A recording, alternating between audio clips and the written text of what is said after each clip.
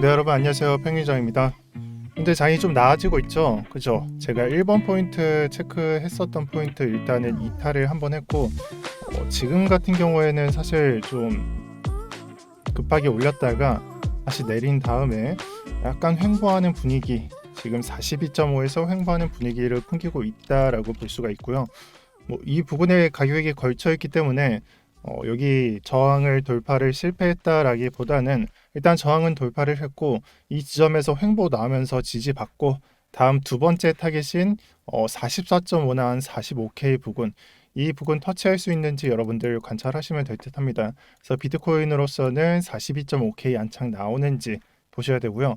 다음 두 번째로는 비트코인이 45K를 여기서 안착을 하고 그 다음에 터치를 해서 올려줘서 45K 터치해 줄 수 있는지를 한번 체크해 보시는 게 이게 단기, 중기 이거라고 생각을 하고요. 그다음에 중기 같은 경우에는 제가 이더리움 상승 추세라고 작성해 드렸어요. 지금 이더리움의 이 차트를 보게 되면은 이더리움도 어제처럼 좀 똑같이 흘러갔죠. 제가 말한 부분이 아마 이 부분인데 지금은 눌리는 와중에 있으나 어디서 지지받고 올라가는지가 체크 포인트가 될 것 같다라고 말씀을 드렸는데 현재는 뭐 여기는 618이 아니고 상승분에서 38.2%뺀 구간에서 반등이 나온 수준에 있고요. 지금 현재는 이 부분에서 저항을 극복하는 와중에 있다라고 보시면 되는 겁니다. 다만 비트코인과 이더리움의 차트가 다른 거는 하단에 보면은 3월 2일 뭐 자정쯤 또는 3월 3일 가격인데요. 3월 2일의 가격이 어디인지 보면은 비트코인은 한 2번 포인트에 해당합니다. 이더리움의 위치랑 그리고 비트코인의 위치는 조금 다르다라는 걸 정의를 할 수가 있고요. 그렇기 때문에 중기적으로 이더리움의 상승 추세가 어떻게 되는지 이게 관찰 포인트가 될 것 같습니다. 그래서 현재 보고 있는 게 이더리움의 차트인데 추세상 어떻게 봐야 되냐면 이 이더리움의 가격이 지금은 저항에 걸쳐 있어서 약간은 조금 애를 먹고 있다라는 표현을 쓸 수 있지만 이 저항을 극복하는 단계에 있어서 우리가 한 10% 정도만 올려주게 되면은 이 정도가 되겠죠. 이 정도만 올려주게 되면은 전고를 하나 둘씩 깨면서 이탈을 하는 과정에 있으니까 한 10% 정도만 올려주면 지금도 약간 알트장이 약간 불장 느낌이 나는데 그보다 훨씬 더 불장이 더 다가올 수도 있다. 이 포인트에서 이탈을 한다면 그렇게 말씀을 드릴 거고요. 이보다 더 한 5%만 더 올리게 되면은 전고를 하나 둘씩 이렇게 이탈을 하는 과정에 있으니까 이전보다 더 훨씬 더 큰 상승이 알트장에 불어온다라고 생각을 하면 되겠습니다. 그리고 지금이 약간 지금 타면은 약간 물릴 것 같은데라고 생각을 할 수도 있는데 네, 만약 지금이 상승 초기로 가는 움직임 이때랑 비슷하다라고 생각을 해본다면은 지금 현재 그렇게 반등이 많이 나온 건 아닙니다. 그래서 뭐 저가가 너무 낮아서 이런 식으로 반등이 나오는 거긴 한데 만약에 초기의 움직임이라면은 지금 장보다 더 훨씬 많이 반등을 할 수 있다라는 그런 기대 포인트를 가져갈 수가 있습니다. 근데 이게 왜 이런 식으로 생각을 해야 되냐면 이더리움은 전고점을 하나 이미 돌파를 했고 두 번째 도전 중에 있죠. 비트코인은 지금 현재 전고점을 단 한 번도 넘기지 못한 상태에서 늘 눌려왔어요. 이 지난 장의 모습이. 그래서 이때부터 계속 고점을 낮추면서 이때도 못 높이고 이런 식으로 낮춰줬었는데 지금 오늘자에도 이 지점을 넘겼고 그리고 지금 그 전에 한 이틀 전 또 5일 전부터 이런 식으로 전고를 향해 가는 그런 움직임을 가져가고 있어서 비트코인 또한 이번 극복하고 좀만 더 올려주면은 순환장 초기의 장세로 전체 알트코인을 높일 수 있는 그런 기회가 제공될 수도 있다. 뭐 물론 이 장 안에서 뭐 한 이런 날이나 아니면은 약간 이런 날 조금은 작아 보여서 잘 안 보이실 테지만 뭐 이더로 치면 이런 음봉같이 약간 눌리는 장도 존재를 할 수가 있습니다. 약간은 이런 정도. 근데 그거 무서워서 매수를 못 한다면은 저가를 잡을 수 없다라고 생각을 하고요. 이건 좀 사람들의 평가에 따라 좀 달라질 텐데, 그러니까 선호도상 올라가다가 내려갈 때 이때 매수를 원하는 사람들도 있고, 나는 올라갈 때 절대 타지 않는다라는 사람도 있을 거고, 나는 지금 올라가는 거에 대해서 도저히 못 참겠다라고 하시는 분들이 있어요. 근데 이거는 각자의 취향이라고 말씀을 드릴게요. 근데 제가 봤을 때는 저는 이번 장에 대해서 손절가를 걸고 그 다음에 매수를 진행해도 그닥 나쁘지 않다라고 생각을 합니다. 그래서 좀 약간 지금 생각이 드는 거는 일단 이클부터 시작을 해서 비골로 이렇게 커플링이 아니라 약간 선행 후행, 약간 같은 말이긴 한데 저는 선행 후행이라는 말을 좋아하고요. 이런 형식으로 올라갔다가 그 다음에 장이 어느 식으로 올라갔냐면 비트코인 캐시, BSV, 그리고 라이트코인, 뭐 체링도 좀 포함이 됐고 그 장이 약간은 좀 준매이저 형식으로 뿌려주고 있습니다. 그래서 이클이 한 20위권 이 정도 있는데 이클이 이 정도 올랐고 그 다음에 한 100위권의 비골이 있고요. 비골이 이쯤에 있죠. 한 50% 정도 올려줬죠.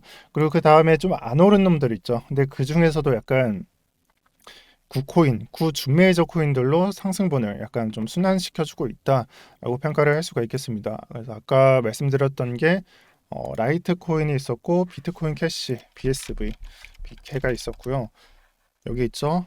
27% 그리고 BSV가 있다. 그러면은 준메이저 중에 구준메이저 중에 아직 안 오른 놈들을 찾아서 매수를 진행해도 되는 거고요. 아니라면 난 좀 더 눌릴 때 뭐 매수를 진행하겠다 하시는 분들은 지금은 조금 참고 약간 눌릴 때 매수를 진행하는 게 좋겠습니다. 이건 취향 차이니까 각자 알아서 선택을 하시고 제가 봤을 때는 뭐 이더리움과 비골이 그냥 마냥 계속 올라갈 것 같지는 않아요. 뭐 그냥 계속 올라간다면 진짜 그때는 달라지겠지만 제가 봤을 때는 이더리움과 비골이 좀 맛이 가고 약간 상승세가 죽고 그 다음에 다른 곳으로 순환을 뿌려줄 때 준메이저 형식의 코인들 좀 상승분이 좋을 것 같습니다. 저는 일단 그렇게 보고 있다라는 점을 말씀드릴 거고요. 이거는 이더리움과 비트코인의 추세를 보면서 여러분들이 매매를 하셔야 되는데 조정이 올 때 여러분들을 매수하고 싶으시면은 이더리움과 비트코인의 차트 보시면서 매매를 하시는 게 낫습니다. 아마 가장 크게 눌릴 때는 이더리움이 좀 약간 추세가 꺾일 때라고 생각을 하고 약간 자잘자잘한 조정에는 비트코인의 영향을 받을 것이다라고 생각을 하고요. 이 모든 부분에 있어서 지금 단기, 중기, 장기라고 작성드린 부분은 반드시 체크를 하셔야 됩니다. 내가 만약에 정말 단타로서 생각을 하시면은 단기 부분을 체크를 하셔야 되고 나는 좀 더 좀 욕심을 낼 거야. 그러면은 중기로 이더리움의 상승 추세가 어디를 향해 나가는지를 통해서 익절가를 형성을 하셔야 되고요. 또 장기적인 부분에 있어서는 나는 약간 좀 저가에 주었어. 근데 지금 수익권에서 약간 익절하기 싫어. 왜냐? 나는 이런 형식으로 갈 때 여기서 비중을 터는 게 좀 싫어. 난 좀 더 욕심을 내겠어라고 생각을 하시는 분들은 이 2번 포인트 있죠. 지금 이렇게 그어드린 곳. 이게 44.5에서 45K에 해당하는데 비트코인이 지금 한 2개월 동안 계속 눌리던 포인트에 해당하니까 이게 극복하는지를 보고 여러분들 매도가 책정 또는 전략적인 움직임 가져가 주셨으면 좋겠습니다. 그래서 일단은 한 3일 정도, 2, 3일 정도는 이 포인트를 체크하시는 게 좋겠고요. 왜냐하면 단기적으로 상승세를 이렇게 만들어줬기 때문에 조금은 조정을 줄 수도 있습니다. 그래서 이 부분을 한 2, 3일 정도 관찰을 해라 라고 말씀을 드릴 거고 만약에 달라지는 부분이 있으면은 제가 따로 다시 내일 영상에서 말씀드리거나 아니면 그날 영상에서 말씀드리도록 하겠습니다. 일단 오늘 영상이 약간 좀 상승 분위기에 있기 때문에 좀 초점이 리스크는 말씀을 안 드렸는데 이 장에 리스크가 존재하지 않냐라고 물어본다면 사실 없는 것도 아니에요. 일단 제롬 파월이 NAB 컨퍼런스에 참석을 해서 높은 인플레이션을 억제하기 위해서 신속하게 움직일 것이라는 것을 말했고 구체적으로 50bp로 금리를 인상할 수도 있다라고 말을 했습니다. 그러면 이거를 어떻게 해석을 하냐면 약간 매파적인 느낌이잖아요. 시장에 악재를 줬다라고 말을 할 수가 있겠는데 이 악재도 만약 악재가 적용을 한다면은 여기에 장을 준다면 이런 식으로 급격하게 하락분을 반영할 수도 있고요. 아니면 하락분이 이런 식으로 그냥 미비하게 반응을 할 수도 있습니다. 이거는 그냥 매수세, 시장을 어떻게 평가를 하느냐에 따라서 달려 있고 지금은 어떻게 반응을 했느냐 그렇게 크게 조정을 만들어 주지 않았다라고 볼 수가 있겠습니다. 그래서 이 약간 반응을 보고 사람들은 금리 인상에 대해서 그렇게 크게 두려움에 떨지 않는구나 선반영이 되어 있구나 라고 생각을 해볼 수가 있고요. 그리고 나머지는 US 10월 미 국채금리 일대를 말을 하는 거고요. 그다음에 크루드 오일 이 WTI 일단 다른 부분에서 약간 좀 리스크가 있는 것은 미 10년물 국채금리에서 이 2%를 넘기고 또다시 계속 상승을 하고 있죠. 인플레이션을 잡지 못했다라고도 볼 수가 있는 거고 이게 좀 약간 시장의 리스크로도 받아들일 수가 있습니다. 또한 미 10년물 국채 금리뿐만 아니라 방금 이 원유 가격도 보시면은 조정을 줘서 상승분 끝냈다라고 생각을 할 수도 있었는데 3월 17일이 언제냐면 지난주 목요일부터 다시 상승세를 시작을 해서 지금 현재는 한 100달러 위에서 놀고 있습니다. 이건 전쟁과 연관이 되어 있다라고 보시면 되는 것 같습니다.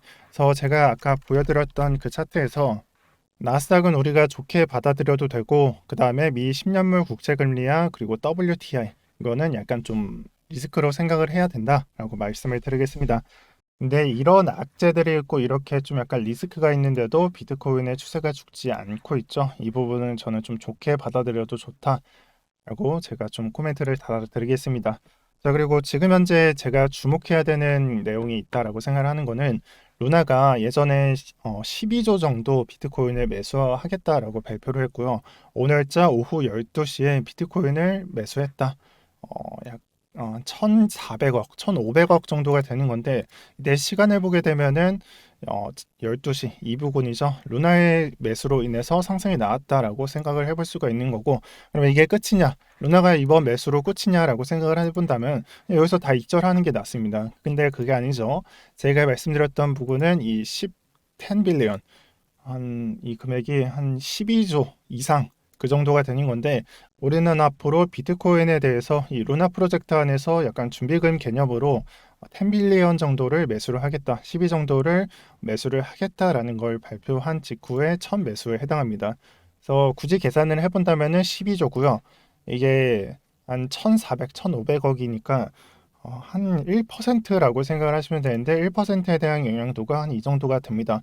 그래서 이 정도면은 뭐 1억 가는 거 아니냐라고 생각을 해볼 수도 있는데, 그 정도는 아닌 것 같고 우리의 불장을 이끌어줄 그런 소재이다라고 저는 생각을 합니다. 그래서 제가 이때부터 말씀을 드렸어요. 이 이슈가 나온 직후에 비트코인의 가장 강력한 매수세 또는 이런 상승분이 나오고 있다라는 걸 말씀을 드렸었는데, 그러니까 마이크로 스트레터지가 약간 상승분을 이끌었었던 지난장을 생각하면서 이 앞으로 지금 루나가 비트코인을 매수하겠다라는 계획을 세우고 약간 차트가 이런 식으로 그어지고 있잖아요. 상승분을 이끈다. 여러분들이 이번 상승에 대해서 나는 안 믿겠다, 믿겠다 이건 자유고요. 일단은 제가 호재 적용되어 있고 이게 얼마나 큰 매수 금액인지 말씀드렸으니까 참고하셔서 이 장에 참여하실 분들은 적극적으로 개입할지 안 할지 결정해 주셨으면 좋겠습니다. 그래서 이 루나 프로젝트에 총 맡겨져 있는 TVL 양이 27 빌리언 정도가 됩니다. 그러면 굳이 비교해 보자면 한 절반보다는 좀 적게, 구니까 한 33% 정도 이게 투하를 했다라고 생각을 할 수가 있겠죠. 그래서 결론적으로 최종적으로 보면은 루나 코인으로 인해서 비트코인이 영향을 받고 그 상승분에 대해서 이더리움이 영향을 받고요. 그리고 그 다음에 전체 알트코인들에게 영향을 주었다라고 볼 수가 있겠습니다. 근데 그러면은 이게 얼마나 진행이 됐냐라는 걸 볼 수가 있는데, 오늘 날짜에 22일 오후 12시에 발표가 됐죠. 한 1% 정도 진행이 된 걸로 보입니다. 그래서 그렇게 본다면 지금 장에 대해서 좀 약간 다른 생각을 해볼 수도 있겠죠. 네, 일단 제가 오늘은 여기까지만 말씀드리고 영상을 마쳐보도록 하겠습니다. 네, 그리고 오늘 영상 댓글에서는 실시간 브리핑 타점 공유에 대한 내용이 나갈 거고요. 여기에 연락처로 성함만 보내주시면 이에 대한 혜택 누릴 수 있으니까 여기로 보내주셔서 코인과 매수 매도 손절 비중 조절에 대한 코멘트 받아가시는 게 좋겠습니다. 참고로 4월 1일부터는 저는 더 이상 VIP 모집을 안 받습니다. 제가 어제자에 말씀드렸고 이유도 말씀드렸으니까 앞으로 한 10일 정도 남았는데 이에 대해서 좀 약간 궁금하시거나 좀 갈팡질팡 하시는 분들은 그 전까지 한 10일 정도라도 좀 혜택을 받아 가시라라고 말씀을 드리고 싶습니다. 그리고 또 하나 말씀드리고 싶은 게 이 테라 대표, 이 루나 대표를 검색을 하시면은 이 영상을 보실 수가 있어요. 블록 인프레스 이 채널에서. 참고로 저랑 전혀 연관이 없는 거고요. 2018년 10월 말경에 찍은 약간 루나에 대한 소개 그런 영상인데, 이 영상을 보시면은 이 루나 프로젝트가 지금까지 신영성 대표가 말한 부분이 얼마나 잘 지켜져 있고 무엇을 추구하고 있는지 이런 부분이 제대로 잘 적용이 되어 있는지 잘 나타나 있습니다. 그래서 루나에 대해서 좀 약간 공부를 하고 싶고 약간 궁금성이 생긴다라고 하시는 분들은 이 부분을 좀 체크해 주시면서 처음 시작을 해 주시는 게 좋을 것 같고요. 또 되게 보면서 대단하다라고 생각을 했습니다. 제가 아마 4월 1일부터는 디파이에 대해서도 좀 말씀드릴 부분이 있을 것 같은데, 그 전에 약간 사전 준비로 이 부분을 좀 약간 공부해 주시는 것도 좋을 것 같다라고 생각을 합니다.